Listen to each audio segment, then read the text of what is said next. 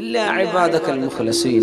അല്ലാഹുവേ, നിനക്ക് വേണ്ടി കർമ്മങ്ങൾ ചെയ്യുന്ന ആളുകളെ അവരെ എനിക്ക് പഴിപ്പിക്കാൻ പറ്റൂല. ഇബ്ലീസ് പറയാം, നിനക്ക് വേണ്ടി ചെയ്യുന്നവർ.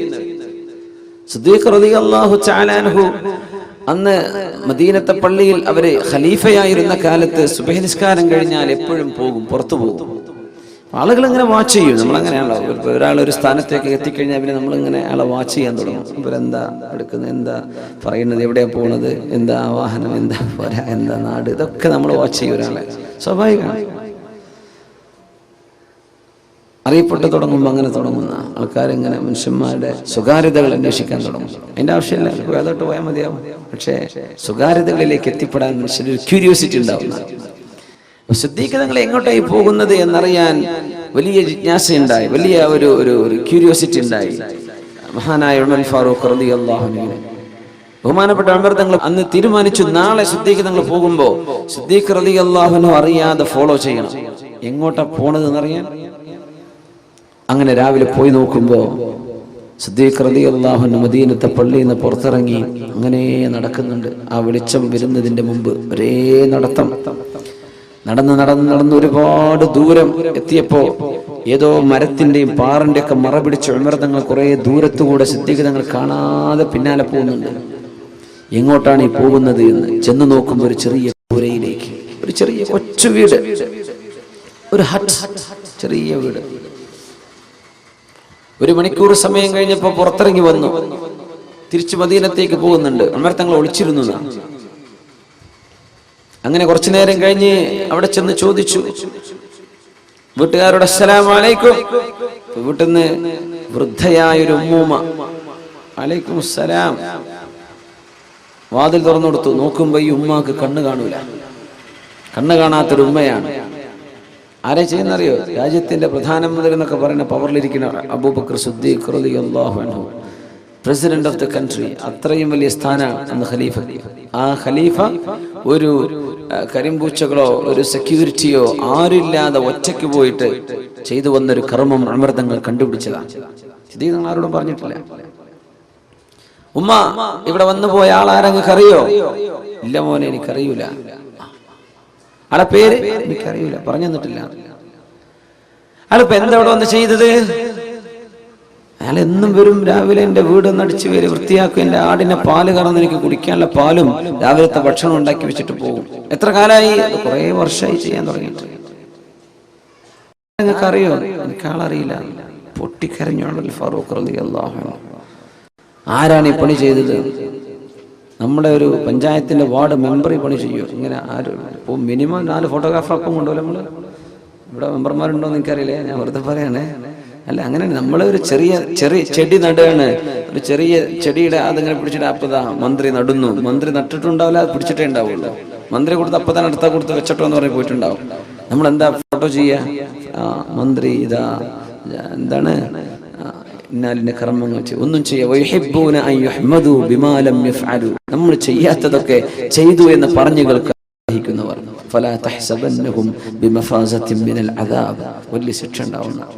ഇന്ന് അന്ന് ഒരുപാട് വലിയ കാര്യം ചെയ്തു, ആരും അറിയണ്ട. എന്തേ? ഇത് അല്ലാഹു അറിഞ്ഞാൽ മതി.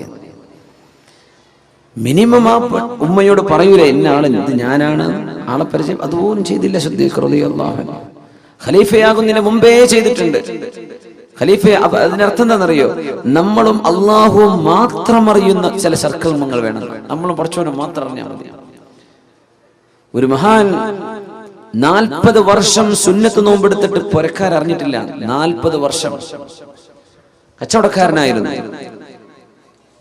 കച്ചവടത്തിന് പോകുമ്പോ വീട്ടിൽ നിന്ന് ടിഫിൻ, അതിന്റെ ഭക്ഷണം പാകം ചെയ്ത് കൊണ്ടുപോകും. ഭാര്യ എന്ത് ചെയ്യും? ഉച്ചക്കുള്ള ഭക്ഷണം കൊടുത്തയക്കും. പിന്നെ രാത്രി മഗ്‌രിബ് കഴിഞ്ഞാൽ സ്ട്രീറ്റ് ലൈറ്റ് ഒന്നും ഇല്ലല്ലോ, ബൾബൊന്നും ഇല്ലല്ലോ. സൂര്യാസ്തമിച്ചാൽ കട അടച്ചു തിരിച്ചു പോകുന്നു. മഗ്‌രിബ് ആകുമ്പോൾ പുരയ്ക്ക് എത്തി. ഇയാൾക്ക് ഒന്നിടവിട്ട ദിവസങ്ങൾ സുന്നത്ത് നോമ്പായിരുന്നു. ഒന്നിടവിട്ട ദിവസം നോമ്പ് നോൽക്കുന്ന അന്ന് ഉച്ചഭക്ഷണം ആ അങ്ങാടിയിലെ പാവപ്പെട്ട ആൾക്കാർക്ക് കൊടുക്കും. രാത്രി ഭക്ഷണം വരെ പോയി കഴിക്കും. സുബ്ഹാനല്ലാഹ്, നോമ്പില്ലാത്തന്ന് അദ്ദേഹം കഴിക്കും. ഇങ്ങനെ 40 വർഷം കഴിഞ്ഞ് മരിക്കുമ്പോഴാണ് അറിയുന്നത് ഇയാൾ 40 വർഷം ഒന്നിടവിട്ട് സുന്നത്ത് നോമ്പ് നോറ്റിരുന്ന മനുഷ്യനാണ്. റമദാൻ മുഴുവൻ നോക്കും, റമദാൻ കഴിഞ്ഞാൽ ഒന്നിടവിട്ട് ആൾട്ടർനേറ്റീവായിട്ട് ഒരു ദിവസം നോമ്പെടുക്കും. പിന്നെ ഇഫ്തിറു യൗമൻ വയസൂമു യൗമൻ. സൗമ ദാവൂദ് നബി അലൈഹിസ്സലാമിന്റെ നോമ്പ് അങ്ങനെയായിരുന്നു.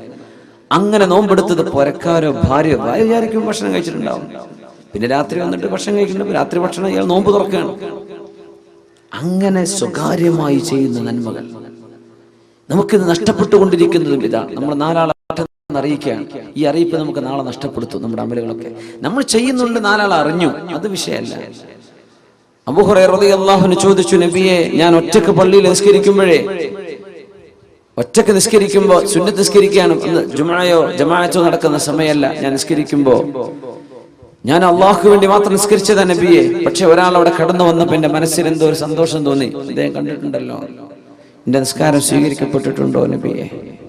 മഹാനായ അബൂ ഹുറൈറ റളിയല്ലാഹു തആല നബി തങ്ങൾ പറഞ്ഞു, അബൂ ഹുറൈറ, മനസ്സിന്റെ ഉദ്ദേശം അതായിരുന്നില്ലല്ലോ. ലക അജ്റുൽ ഇലൻ അജ്റുൽ ഇലനി വ അജ്റുസ് സിർ. നിങ്ങൾ രഹസ്യമാക്കി ചെയ്തതിന്റെ കൂലിയും നിങ്ങളുടെ കർമ്മം പരസ്യമായതിന്റെ കൂലിയും അള്ളാഹു നിങ്ങൾക്ക് തരും. എന്തേ കാരണം എന്നറിയോ? അവർ ചിന്തിച്ചത് മറ്റുള്ളവർ കാണാൻ വേണ്ടിയല്ല, നിസ്കരിച്ചത്. ഇപ്പൊ നമ്മുടെ ഇബാദത്തുകൾ പ്രത്യക്ഷത്തിൽ കാണുമ്പോൾ ഒന്നും ഉണ്ടാവില്ല, ആയിക്കോട്ടെ മതി. നമ്മൾ ആരെയും കാണിക്കണ്ട. മനസ്സിന്റെ ഉള്ളിലെ ശുദ്ധത കൊണ്ട് അല്ലാഹു തആല സ്വർഗ്ഗം കൊടുക്കും ചിലർക്ക്. അങ്ങനെയാണ് ഹബീബ് പറഞ്ഞു സല്ലല്ലാഹു അലൈഹി വസല്ലം, മദീനത്തെ പള്ളിയിൽ ഇരിക്കുമ്പോൾ യദ്ഖുലു അലൈക്കും റജുലുൻ മിൻ അഹ്ലിൽ ജന്ന. സ്വർഗ്ഗത്തിലേക്ക് പോകുന്ന ഒരു മഹാമനുഷ്യൻ നിങ്ങളുടെ സദസ്സിലേക്ക് വരാനിരിക്കുന്നുണ്ട് കേട്ടോ. ആ മനുഷ്യന്റെ ഇടത് കൈയിൽ 2 ചെരുപ്പുകൾ ഉണ്ടാകും. ഇടത് കൈയിൽ 2 ചെരുപ്പുകൾ വെച്ച് നിങ്ങളുടെ സദസ്സിലേക്ക് വരുന്ന ആ മനുഷ്യൻ സ്വർഗത്തിലാണെന്ന് റസൂലുള്ളാഹി സ്വല്ലല്ലാഹു അലൈഹി വസല്ലം. സ്വഹാബികളൊക്കെ നോക്കി, ആരാ വരാൻ പോണത്? നോക്കുമ്പോൾ ഒരു സാധുവായ മനുഷ്യൻ വന്നു, 2 ചെരുപ്പുകൾ ഇതേപോലെ ചെരുപ്പ് ഇടത് കയ്യിൽ പിടിച്ചിട്ട് വന്നു. സ്വഹീഹായ ഹദീസ്. അവിടെ വന്നിരുന്നു, ആരൊന്നും പറഞ്ഞു, നബി തങ്ങൾ പറഞ്ഞതില്ല, തങ്ങൾ വരുന്നതിന് മുമ്പ് പറഞ്ഞു. അതും വലിയൊരു വിഷയമാണ്. നമ്മൾ ഈ യോഗങ്ങളും ഈ സ്റ്റേജ് കിട്ടുമ്പോൾ ആൾക്കാരെ ഇരുത്തിയിട്ട് പറയാൻ പാടില്ല. ആള് വരുന്നതിന്റെ മുമ്പൊക്കെ പറയാനുള്ള വേണമെങ്കിൽ പറഞ്ഞോളി, ആളെ ഇരുത്തിയിട്ട് പറയരുത്. ഒന്നുമില്ല, ഈ കേൾക്കുന്ന മനുഷ്യന് തോന്നൂല, ഞാൻ തിരക്കിടില്ലല്ലോ. അത് തോന്നുന്നത് കിബറാണ്, അഹങ്കാരം എന്നതിന്റെ പേര്. ഇപ്പൊ മൈക്കിലൊക്കെ പറയുമ്പോഴേ സ്വാഗതമൊക്കെ പറയുന്ന സമയത്തൊക്കെ വല്ലാണ്ട് പുകഴ്ത്തി പറയരുത്, വല്ലാണ്ട് നല്ല തീരെ പുകഴ്ത്തി പറയരുത്. ഇല്ലാത്ത സമയത്ത് വേണമെങ്കിൽ പറയാം, ആള് കേൾക്കാത്ത സമയത്ത് അങ്ങനെ പറയേണ്ട ഉദ്ദേശം. നമ്മളങ്ങനെ പറയാം, ഇരുത്തിയിട്ട് എങ്ങനെ പറയാം, ഇവർക്ക് ഇരുത്തി പറയണത് ഇഷ്ടമില്ലാത്തതുകൊണ്ട് ഞാൻ പറയണില്ല, എന്നാലും 2 വാക്ക് പറയട്ടെ. എന്താ പറഞ്ഞത്? അപ്പൊ നമ്മൾ അങ്ങനെ മനുഷ്യന്മാർക്ക് അഹങ്കാരം ഉണ്ടാക്കും. ഒരാൾ ചെയ്തത് അള്ളാഹ്ക്ക് വേണ്ടി ചെയ്തതായിരിക്കും. നമ്മൾ പള്ളിക്ക് ഒരു 10 ലക്ഷം ഒരാൾ തന്നു വിചാരിക്കുക, ഉദാഹരണം പറയാം, മുമ്പരത് അള്ളാഹ്ക്ക് വേണ്ടി ചെയ്തതാ. പക്ഷെ നമ്മൾ പറഞ്ഞിട്ട് മുപ്പർക്ക് സ്വീകരണം, ഒരു അവാർഡും ഒരു പൊന്നാടയൊക്കെ അണിയിക്കുമ്പോൾ, യാ അള്ളാ, ഞാൻ ഇപ്പൊ ചെയ്തത് ഉഷാറായിക്കണല്ലോ എന്ന് ഇയാൾക്ക് തോന്നിയാൽ ആ കൊടുത്ത പൈസ പോയി. അപ്പൊ നമ്മൾ ഒരാളുടെ സൽക്കർമ്മം നഷ്ടപ്പെടുത്തും. ഇപ്പൊ പ്രത്യേകിച്ച് മൈക്കൊക്കെയുള്ള കാലമല്ല, അങ്ങനെ പറഞ്ഞു എന്താ അനൗൺസ്മെന്റുകളൊക്കെ. അപ്പൊ നമ്മൾ അങ്ങനെ വല്ലാണ്ട് മനുഷ്യന്മാരെ പുകഴ്ത്തരുത്. മുഖത്ത് നോക്കി മൂമേ താരീഫ് കർണ ഖത്ൽ കർണേക്കാ ബറാബർ, അങ്ങനെ പറയാം. മുഖത്ത് നോക്കി പ്രശംസിക്കുന്ന ഒരാളെ കൊല്ലുന്നതിന് തുല്യാണെന്നാണ്. അങ്ങനെയാണ് നമ്മുടെ സംസ്കാരം. ഇന്നങ്ങനല്ല, മുഖത്ത് നോക്കി പറയാതിരുന്നാൽ കൊല്ലുന്നതിന് തുല്യാണെന്ന്, അല്ലേ? ഇരുത്തിയിട്ട് ഇന്നെ പറ്റി ഒന്ന് പറഞ്ഞു, എന്റെ പേരെന്താ ഇവര് പറഞ്ഞിട്ടില്ലേ? അവര് ചെയ്തതിന് അല്ലാഹു കൂലി കൊടുക്കട്ടെ. അവരുടെ അഭാവത്തിൽ പറയണം, അവരെ ഇരുത്തിയിട്ട് പറയാൻ പാടില്ല. ഒന്നുമല്ല, വെറുതെ ഒരു ഗൾഫുകാർക്കാണ് അസുഖം, പ്രവാസി സംഘടനകൾക്കൊക്കെയാണ് ഇതിൻ്റെ അസുഖമുള്ളത്. വല്ല ഇവിടെ പറയേണ്ട ആവശ്യമില്ല. ഗൾഫുകാർക്ക് വന്ന ഒരു അസുഖമാണിത്. വല്ലാണ്ട് ഈ ഫോട്ടോത്തിന് മുമ്പിൽ ഒന്ന് കൊടുക്കുക എന്ന് പറഞ്ഞാൽ, 4 ആൾ അറിയിക്കുക എന്ന് പറഞ്ഞത് ഒരു അസുഖമാണ്. എന്താ ചെയ്യുക? ഓരോരോ അസുഖം, കുറേ അസുഖമല്ലേ, അതിൽപ്പെട്ട ഒരു അസുഖം ഗൾഫുകാർ കിട്ടിയത് അതാണ്. ഈ ഷോക്കേസ്, ഷോ ഓഫ്. പടച്ചോൻ കാക്കുമാറാകട്ടെ, അള്ളാഹു കാത്തു രക്ഷിക്കട്ടെ. അങ്ങനെ ഉണ്ടാവാൻ പാടില്ല. നബി തങ്ങൾ ഒന്നും പറഞ്ഞില്ല. അയാൾ ചെരുപ്പ് പിടിച്ചു വന്ന് അവിടെ ഇരുന്നു. നബി തങ്ങളുടെ ക്ലാസ് കേട്ട് പോയി.